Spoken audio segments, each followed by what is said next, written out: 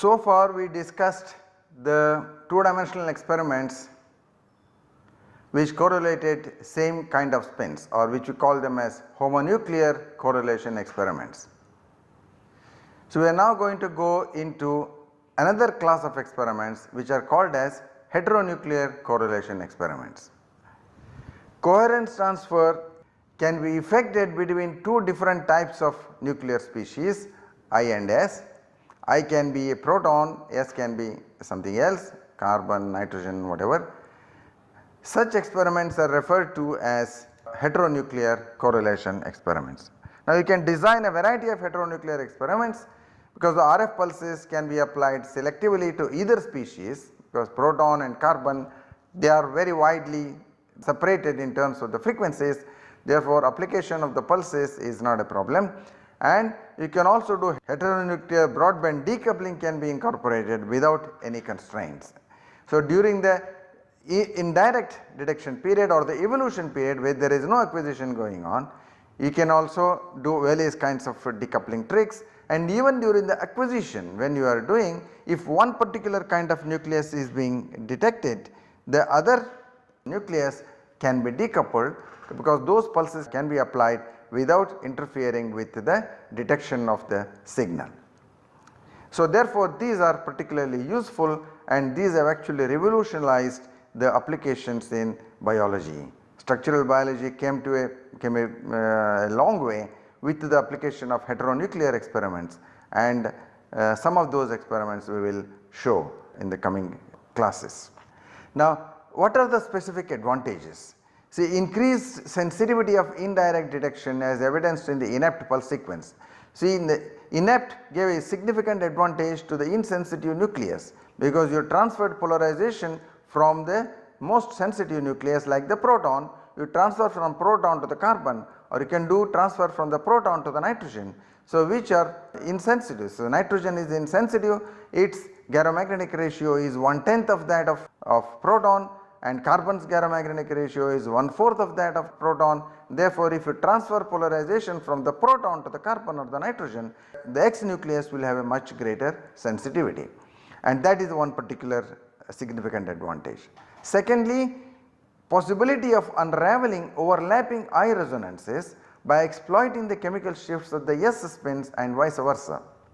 So since you are using two different kinds of nuclei here, so in the correlation experiments the overlap of chemical shifts of a particular type of protons, in the case of protons for example, can be resolved by making use of the chemical shifts of the S spins, so the carbon spins or the nitrogen spins, and therefore this is specifically important in complex molecules where there are large number of protons or large number of signals of a particular species, and they are very invariably they will overlap, and therefore you need a second nucleus to separate these into multiple distinct peaks.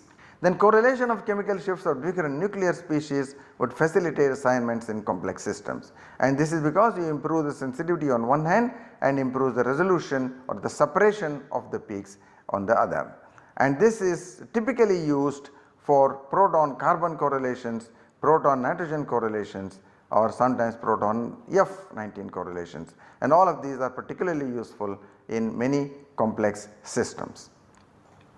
Okay, let us look at some of the standard correlation experiments here, heteronuclear COSY, to understand their principles and how do they work. Now this is the simplest correlation experiment. This is the heteronuclear COSY by direct detection here.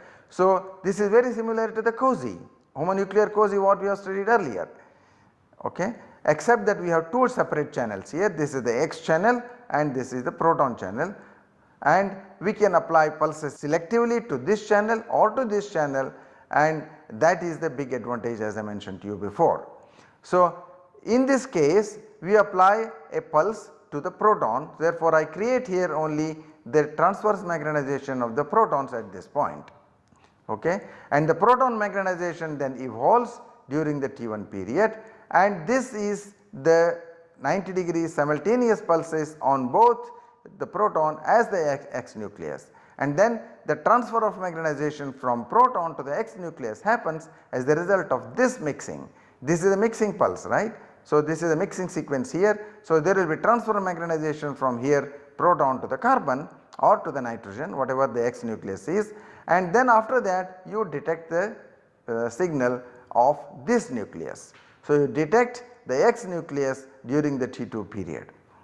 And let me repeat here. So, during the T1 period I have the proton magnetization evolving with its characteristic frequencies, and with this a pair of 90-degree pulses applied simultaneously, you transfer the magnetization, transfer coherence from the protons to the X nucleus, and the X nucleus is detected during the T2 period. So, therefore, what do you expect?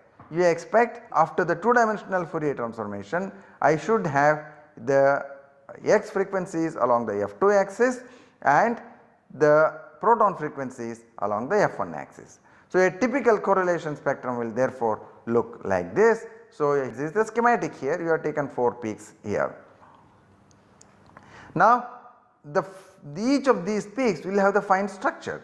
Why do they have fine structure? Because there is also coupling evolution here, the proton X nucleus coupling evolution happens here, and during this period as well there is also the X nucleus coupling evolution happens with the proton.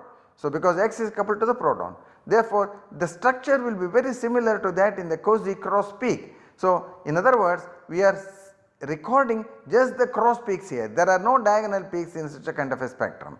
We are only recording the cross peaks, that is the correlation peaks between the proton and the X nucleus, and each of those cross peak has the fine structure as in the normal Cauchy. Okay. So, it will have plus minus minus plus structure, and the separation between them is the coupling constant as we have discussed before. Okay. So, along both the axes we have this coupling information present, and notice here by and large these are one bond couplings. So, if I am talking about proton to carbon, it is a proton attached directly to the carbon. So, typically we are talking about one bond couplings, and the transfer is happening on the basis of the one bond coupling. So, then these coupling constants are usually very large. So, 140 hertz, and they do not vary too much. So, therefore, one bond couplings are nearly same in all kinds of species. Therefore, this separation will always be the same in every molecule. So, generally this information may not be required for you. Okay. So, that we will see separately later. Now, let us look at some of the signal to noise considerations here. Typically the signal to noise in any experiment is dependent on the gyromagnetic ratios of the excited nucleus and the detected nucleus. It is proportional directly to the gamma of the excited nucleus. With regard to the detected nucleus, it is proportional to the 3/2 power of the gyromagnetic ratio of that nucleus. Therefore, in this case the signal to noise ratio will be proportional to gamma h into gamma x to the power 3/2. Now, let us look at an alternative sequence. Here is an indirect detection. There it was carbon X magnetization was directly detected. In this case we will record the X magnetization in an indirect manner. How do we do it? Okay. We start with the X magnetization here. So, we start with the X spin, apply 90 X pulse to the X spin, and the X magnetization evolves during the T1 period. Okay. So, X magnetization evolved during the T1 period, and with this pair of pulses here you transfer the polarization to the proton. Okay. The relevant density operators, product operators are indicated here. You have the xz here, and at this point you create proton magnetization which is antiphase to X, and you have the 2hy xz. In the previous case also it was the same. You started with hz here and you ended up with antiphase magnetization of the X spin, so 2xy hz is the product operator term, and that results in this antiphase nature of the fine structure in the cross peaks. So, here also it is similar. You start with X and you end up with 2hy xz, and now you detect the proton because it is antiphase proton magnetization, you detect the proton. Therefore, during the T2 period you will have the proton evolution going on, and coupling evolution also will be going on. So, therefore, in the 2D spectrum you have here the proton along the F2 axis and the X nucleus along the F1 axis. Therefore, we call it as indirect detection of the X nucleus. Once again the fine structure will be the same as in the previous case. You will have the plus minus minus plus character in the individual cross peaks here, the coupling constant appearing as a separation between the two peaks in the fine structure.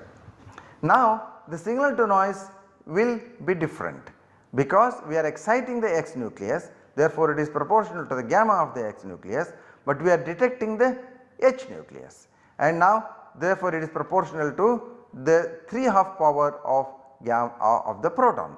So it is gamma x into gamma h to the power 3/2. So it will appear therefore that this might have a better signal to noise in the spectrum because this is gamma h is raised to the power 3/2. However, when you are detecting X nucleus indirectly, then along the F1 axis you have the spectral width of the X nucleus. Notice the spectral width of the X nucleus is very large, especially if it is carbon. You have a 200 ppm chemical shift range, and therefore it will be very difficult to cover this entire spectral range with a good resolution. Therefore resolution along the F axis will suffer.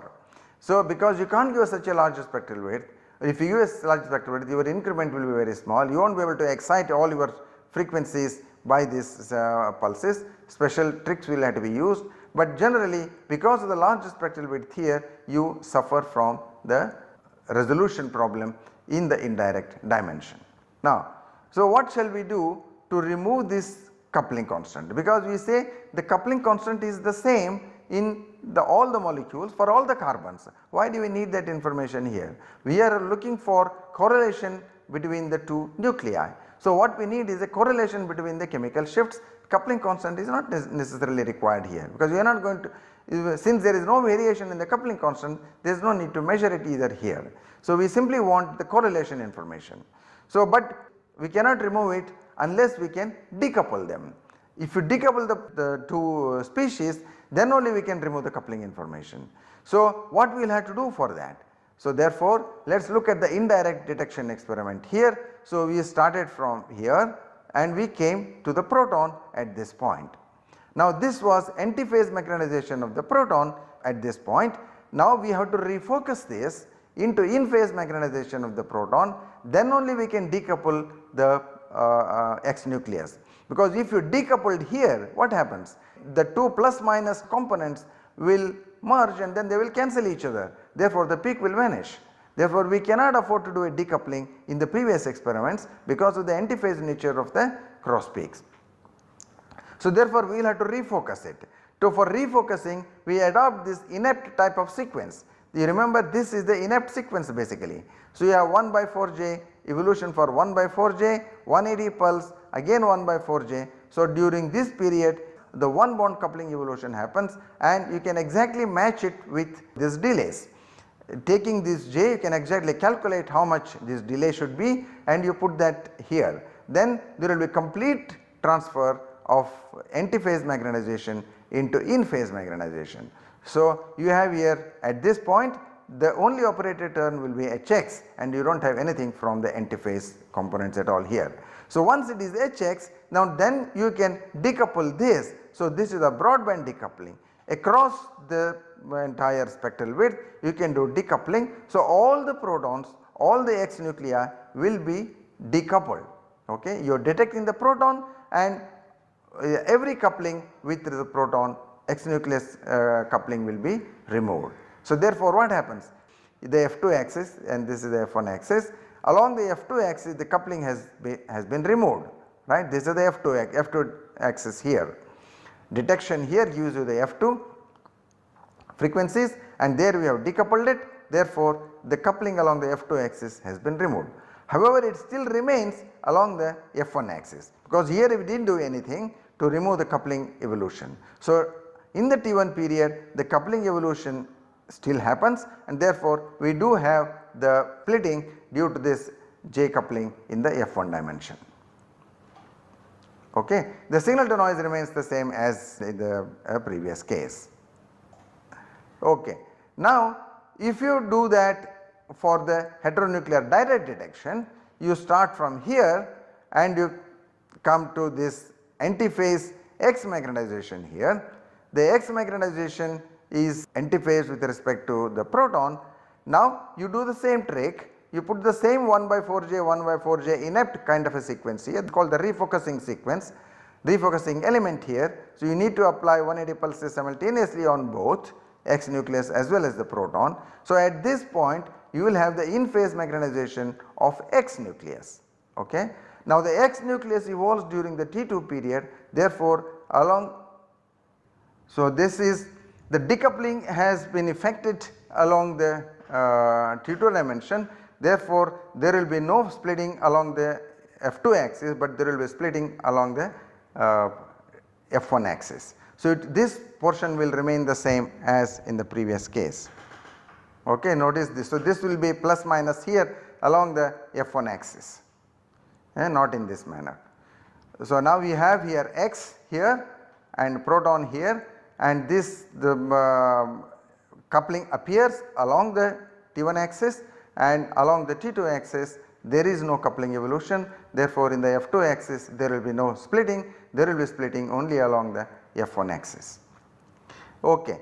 So, therefore, we want to remove this as well, and that leads us to the so called heteronuclear single quantum coherence, and typically known as HSQC.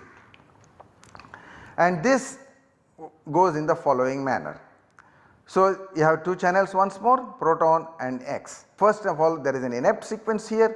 You start with the proton magnetization here at this point, and you do an inept sequence here. This inept sequence is 90 tau 180 tau 90 here, and there is a 180 here and a 90 here. So, these are 90-degree pulses. Okay. And if this is the X pulse, this has to be a Y pulse, and this can be anything, X or Y, it does not matter. So, we start here, we select tau is equal to 1 by 4j. When we do that, this is an exact inept sequence, therefore, there will be total transfer of magnetization from the proton to the X nucleus at this point.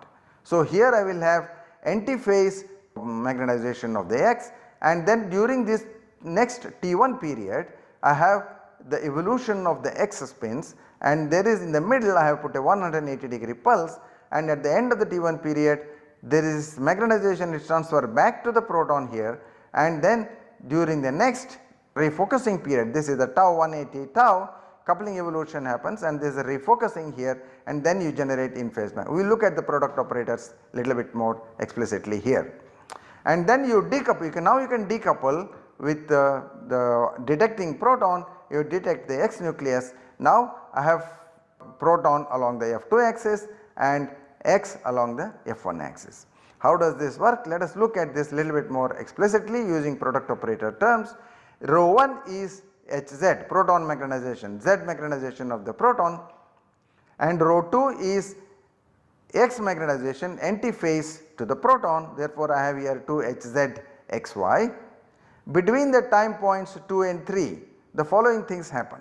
X chemical shift evolves for the period T1. Proton chemical shifts are refocused because I apply a 180-degree pulse on the proton. You recall there is a 180 pulse applied on the thing, and therefore, there is no proton chemical shift evolution happening in the T1 period. H chemical shifts are refocused, HX coupling is removed. Okay. Now, HS coupling is removed, why? Because I have applied a 180 pulse to only proton, I have not applied to the X nucleus. Therefore, when you apply a 180-degree pulse to only one of the species, we have seen before that it refocuses the coupling evolution as well. Therefore, there is no coupling evolution during period T1. Therefore, there is only chemical shift evolution of the X nucleus. Therefore, at the point rho 3, which is rho 3, at this point rho 3 I have 2 Hz XY f of T1. The f T1 is a function of T1 because this has happened as the result of the chemical shift evolution of the X spin. So, this will contain coefficients arising from the evolution of the X chemical shift. Now, when I apply next 90-degree pulse on both the X as well as the proton, I convert this X magnetization into proton magnetization. And now, this will be 2 HX XZ, which is proton magnetization antiphase to X, and this of course remains the same. During this next refocusing period, that is here during this period here tau 180 tau, and then I come to the density operator term time point 5 here. When at that time point I have the in phase magnetization, these two Hx Xz evolves under the coupling to produce Hy, and this Ft1 of course remains the same. Now you see this is in phase magnetization of proton, and which can be detected with X nucleus decoupling. So this represents in phase proton magnetization. X can be decoupled during the detection period. Thus there will be no fine structure in the cross peaks.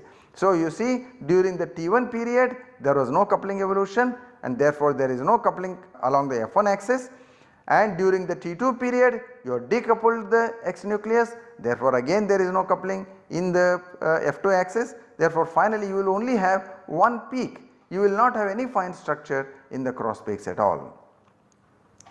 Now since here I have excited the proton and I also detected the proton, therefore the signal to noise will be now proportional to gamma h by gamma x to the power 5 by 2 compared to standard X detection. You apply an anti-pulse on carbon and detect the carbon, or an anti-pulse on X nucleus, detect X nucleus and decoupling the proton. Compared to that you have a gamma h by gamma x to the power 5 by 2, and this is quite a substantial enhancement in the sensitivity. So you look at, for example, if this were proton and nitrogen, this is a factor of 10 to the power 5 by 2. So this is huge. 10 to the power 5 is 100,000, and the square root of that is almost like 330. So you gain a signal to noise of 330 in the case of proton nitrogen, and that is a substantial saving in the experimental time, and sensitivity enhancement is therefore a big advantage in this HSQC experiment. Okay. So let me show you some examples here. So here is the typical proton nitrogen correlation spectrum obtained in a large molecule. This shows the advantages which I mentioned in the very beginning. So in a complex molecule you will have the protons chemical shifts overlapping, and then you will not be able to resolve them in the normal spectrum. But now you see you make use of the N15 chemical shift, and you see you separate those peaks along the N15 axis and you get a cross peak structure which is like this. These are all cross peaks, and therefore in complex molecules such as proteins you can resolve these peaks in the 2-dimensional correlation spectrum, heteronuclear correlation spectrum. In fact you can count the peaks here, you can count the peaks and say how many residues are there in your protein. Each amino acid produces one protein which has one amide group. So one amide proton to its own nitrogen, you will appear a correlation peak. So you will count the number of peaks here and say, okay, this has so many residues in my protein. Therefore this is typically called as the fingerprint of a protein. Now similarly this is the proton carbon correlation spectrum. You see here so many peaks are present in the carbon proton correlation spectrum, and these are pretty well resolved here compared, and you could not have achieved this in the normal 1-dimensional spectrum at all. Any separation of the chemical shifts here would be impossible in the normal 1-dimensional spectrum of proton. In any proton-proton correlation spectrum you would not be able to resolve this, and this advantage of S nucleus chemical shift, the X nucleus chemical shift, is a significant feature of these heteronuclear correlation experiments which I mentioned to you earlier. Okay. So therefore to repeat, you have a significant signal to noise enhancement by this indirect detection schemes. The X nucleus is detected along the indirect dimension and you detect the protons. You also excite the protons and detect the protons, you have a significant advantage of the sensitivity in the spectrum.